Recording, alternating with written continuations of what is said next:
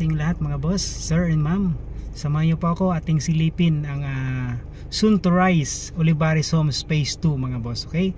So andito tayo ngayon sa Olivares Phase 1. Dito muna yung pansamantalang daanan niya. So nagpaalam tayo sa guard, magbablog, magbibideo tayo doon sa site mga boss. So dadali natin tong sasakyan gawa ng Naambon, okay? So tsaka na tayo maglalakad.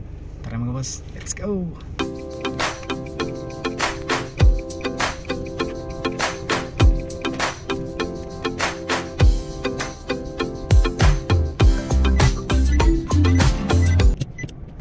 Hello po, magandang umaga, magandang tanghali, magandang gabi po sa lahat sa mga sulok ng mundo. Samahan niyo po ako ating silipin ang soon to rise Olivares Homes Phase 2. Okay? So soon to rise Olivares Homes Phase 2 located po sa Barangay Milagrosa, Calamba City. So masasabi ko isa to sa mga magagandang subdivision na napasok na namin. So marami na rin kaming natapos na project dito sa Phase 1 ng Olivares, Calamba.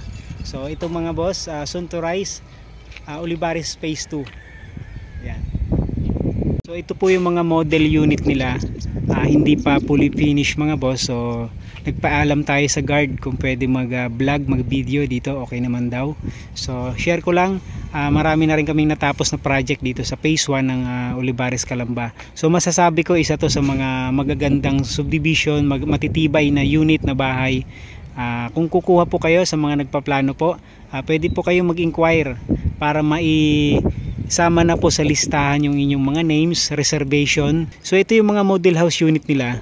Ayan. So, check natin mga boss.